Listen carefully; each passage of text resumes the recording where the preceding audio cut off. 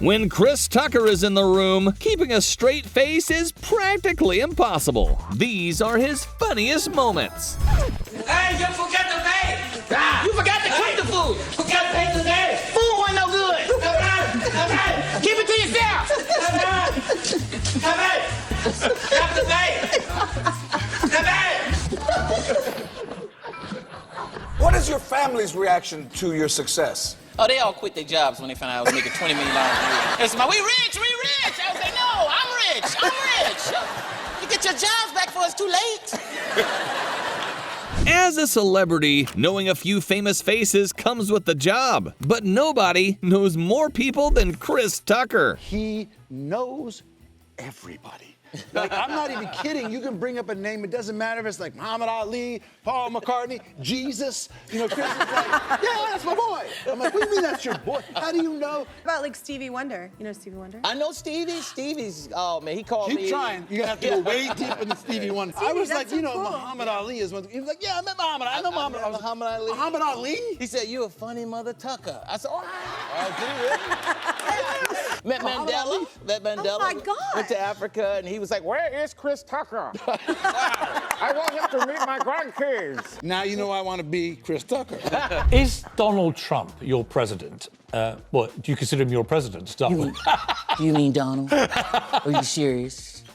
Believe me. Believe me. I know Chris Tucker. He's a great comedian, great guy. I like him.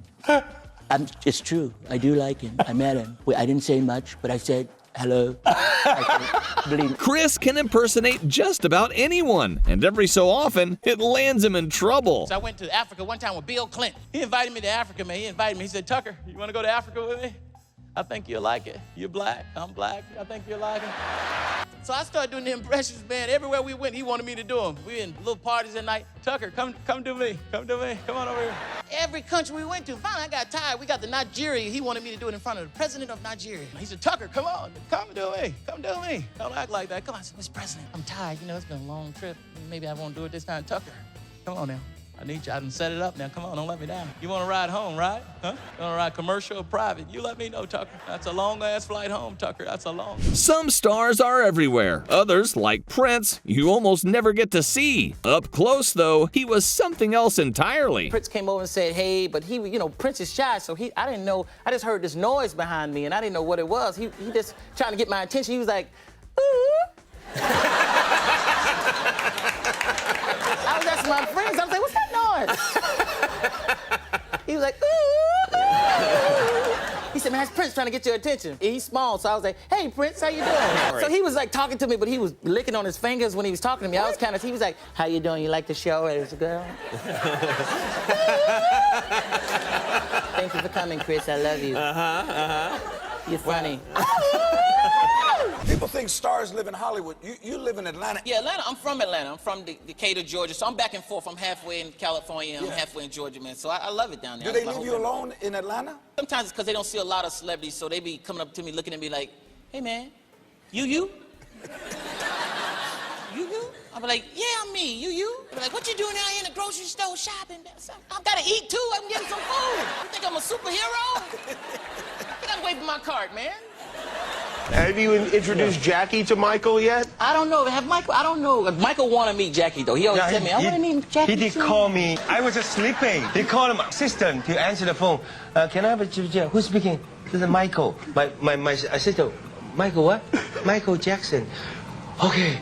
Sorry. Then I hang up the phone. Then afternoon I wake up because I'm in late night show. Then I wake up. You know, Big Brother, they call me Big Brother. You know who? Michael Jackson. I said, no.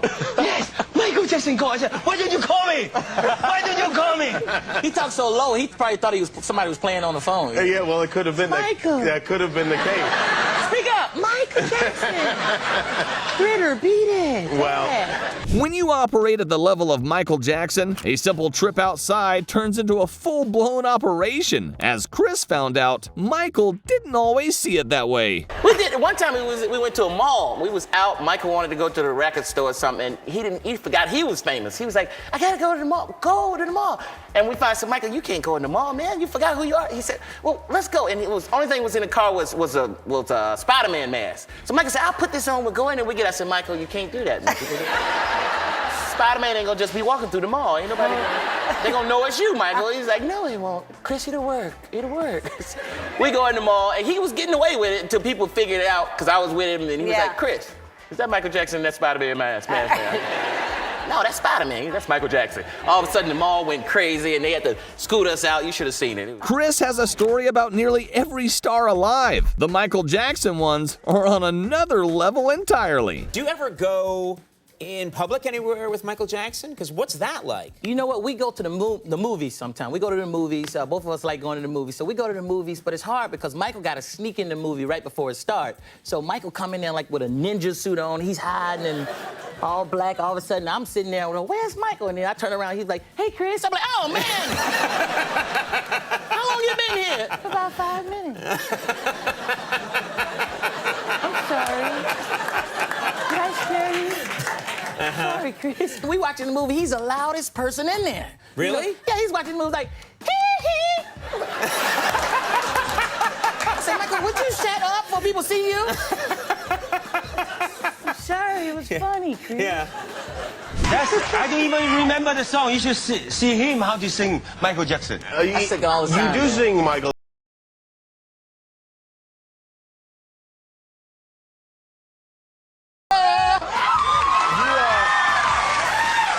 You and Michael. Thank you. That's an odd choice of songs of all the Michael Jackson songs to go with Dangerous. But while Chris knows everybody, it turns out the feeling isn't always mutual, especially the time he landed in Hong Kong. How did you feel? Because see, my fear is that all people in Hong Kong will think all Americans now are like Chris Tucker. Oh, man. Hong Kong. I was the only black person in Hong Kong. I was looking for black people. I said, where are the black people at? No black people, no. They thought I was Kobe Bryant, man. They didn't know who I was. Really, Kobe Bryant? Like, Kobe, stand by there, grab Kobe. We love you. Where's Shaq? Having Jackie Chan show you around China sounds like a dream. For Chris, it came with a catch. What's it like in China with Jackie Chan? Is it just ridiculous? He's the man. Jackie owned everything. He's like, you like hotel? He said, you like hotel? I said, yeah, it's my hotel. That's my hotel. No. So I got to do more movies. And then he was like, wow, you over here. I said, I came to see you. What do you think I'm over here for? You're the only person I know in China. But he really just goes over and just like walks around with like 15 people, and then I'm like in the back of the 15 people. Jackie, wait up, hold up. This don't look right, man. We supposed to be together. He's like, oh, come on, restaurant. We go to the restaurant. I used to get on teachers' nerves. They used to hate me. They used to get mad. They said, listen, Chris, if you act up again, I'm gonna call your mama. I said, if you're gonna call my mama, you're gonna have to pay the phone bill because the phone been cut off for 2 weeks. He's sick. Go to the principal office. But I didn't care. Because I was in the principal's office so much, I was cool with the principal. We were tight. He'd be like, what you do this time? Call my mama, pay the phone bill. Man, you crazy, you crazy. You a fool, Chris. You a fool, boy. Michael was famously generous with the people he loved, and Chris was about to find out just how generous Michael could be. He would give you anything if you liked something. Like I was just complimenting a flat screen TV he had, and he gave it to me. I was like, Michael, I didn't want the TV, but then the black came out of me. I started liking everything after that. I said, Michael, I like that Rolls Royce. That's a bad Rolls Royce. Not the old one, the new Rolls Royce, right there. He was like, you like it, Chris? I said, yeah, I like it. He said, you sure you like it? I said, yeah, I like it. He said, well, you better go buy one, because I ain't giving you my Rolls. I gave you a TV, damn. He struck out trying to talk a Rolls Royce out of Michael, but Charlie Sheen's Ferrari, that one barely took any effort. Charlie let me borrow his Ferrari, man, when I was like, I don't know, 24, something like that. It's like, Charlie, let me borrow your Ferrari. He was like, okay, sure. I was like, what? I kept that Ferrari so long, he forgot I had it. He was like, do you have my Ferrari? I said, I think I do. He said, you want to bring it back? Okay. But my brothers, they was all laughing at me like, all right, I'm going to come down there and see you perform. And I invited them down to the comedy club, and they was down there, and I was on the list, but you know, being a comedian, you might not get to go up. It's not guaranteed. So I didn't get to go up that night, so I had to ride all the way home, and they was in the car. I thought you was a comedian.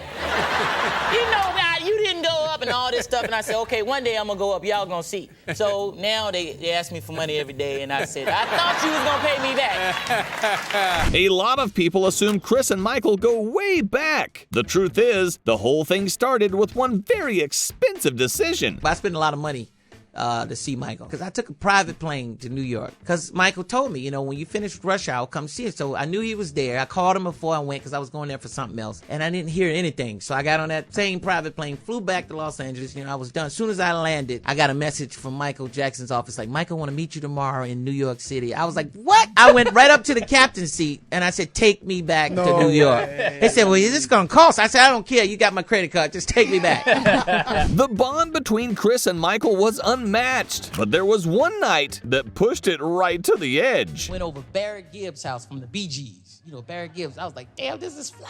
And all of a sudden, both of them started singing. They were singing, How Deep Is Your Love? I said, God damn. It was just me and a dog looking. The dog was even surprised, like, damn, this is fly. So they started singing. Michael started singing first, man. I never heard him sing live before. He was like, how deep is your love? How deep is your love? I really need to know. And I got caught up and came in. Come to you on a summer breeze, and you know I can say, and you know it. And Michael was like, Chris, no. Mama calling me for Christmas, wanting a Christmas gift and shit. I always want something. So, Mama, why the every time you call, you always want something? Why the just can't talk? You know I ain't got no money. I told her, I said, I'm broke. Broke as a mother. I'm so broke, if a rob me, he'll just be practicing. You ever had a neighbor that borrow your shit and keep it so long, you have to borrow it back? I told you, you got a broom I can borrow, man. No, you got my goddamn broom. Once the money started rolling in, Chris made a few classic beginner mistakes. This one might be the best. What did you spend money on? I was spending too much money. I was just acting crazy. I bought 2 houses right next door to each other. It was crazy. I said, I'll take that one too. I don't want nobody to mess with me. I was borrowing stuff for myself. I said, you got some sugar I can borrow? You know we got some sugar. I'm you and you me, man. But not everybody was after Chris's money, though. His Rush Hour partner, Jackie Chan, had the opposite problem entirely. First Rush Hour, Jackie Chan would give me a gift. Every day he'd send it to my trailer. Yeah, I'm like, what is going on? I'm like, he's so nice. And I had to buy him something out the wild. I said, I gotta get him something. But then I realized he's from China. They make everything over there. He was getting it for free anyway. Chris, shut up. You hear me? Shut up. And I knew she couldn't get up and move because it was in the middle of the church. So I said, Mama, you shut up, Mama. Mama.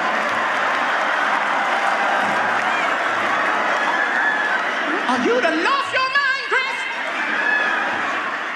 Now I said, shut up, boy. Mama, I said, shut up, lady.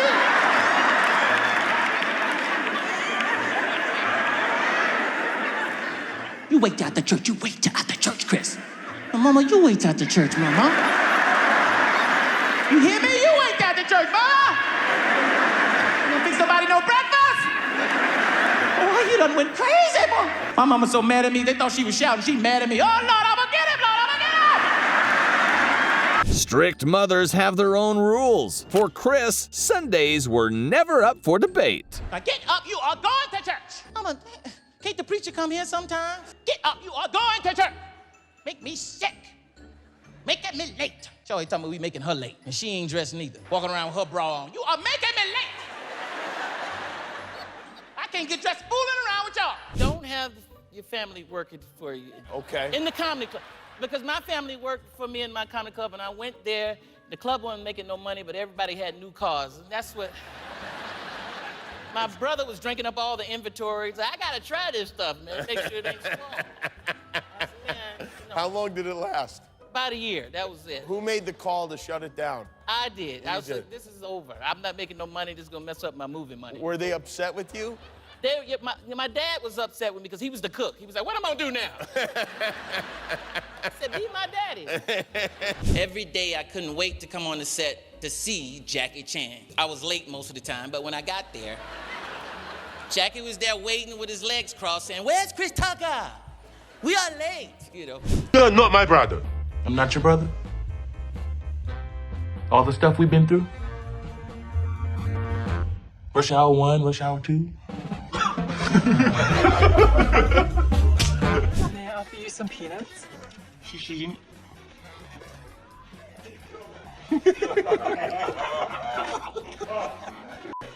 Need shishi? Shishi. See? How difficult is that? My English? even cannot see 3 words. Try me me. some lunch. You need some lunch? I got that. I got it before, Jack. See, now you know how difficult I am. Look at Jack. That's right, Lee. For the last 3 years, I've studied the ancient teaching of booty. Booty. Yeah, right. Let me see your badge, buddy. So show me your ass. Show your ass. Y'all scared. Chris played a cop across the whole Rush Hour franchise. How he feels about the real ones is another matter entirely. Cops get on my nerve though, cause they ask stupid questions. I was driving one time. The cop said, "Didn't you see me back there? Why you start speeding up?" I said, "Cause you was catching up. That's why I started." Then you stupid stuff. Pay this ticket. Yo, you paying for me. I just throw the tickets out there when they get mad. I think cops are childish. Hiding in the woods waiting for somebody to speed, that's childish. Tired of talking to squirrels and birds, they want to pull you over and talk to you. That's all they want to do is talk. That's all they Why want. you ain't got your seatbelt on? Cause I want to die. Oh, you think I ain't got it on? I forgot it. If you care about me, don't give me a ticket. Let me go. Just tell me to put it on. They don't care about you. We'd love to see that. We would love to see that, Jack. Jack, we'd like to see that. We'd like to see that. Now, Jack, we would love to see that. Would we love to see that? His name is Lee, goddammit. Lee, we would love to see that. Jackie, Chris Tucker. Jackie again? Sometimes you date a little younger than you, you think that's cool. That ain't cool, man. Because this new generation, something wrong with them. I don't know what's wrong. I'm serious. I was dating this girl, and it was going good. You know, I thought it was cool. I said, this is going to be good. And we got close. It was wild, and we started making love, and I was like, this is good. She might be the one. She might be the one. And I opened up my eyes, and she was tweeting. I said, what the hell you doing tweeting? What is wrong with you? Put that damn phone down. You are rude as hell. She's like, people need to know what you're doing. I said, no, not this, no. I took the phone. I said, what the hell you tweeting? Talking about Chris handling his business. I said, you can tweet this, but that's it. That's all. What the hell is wrong with you?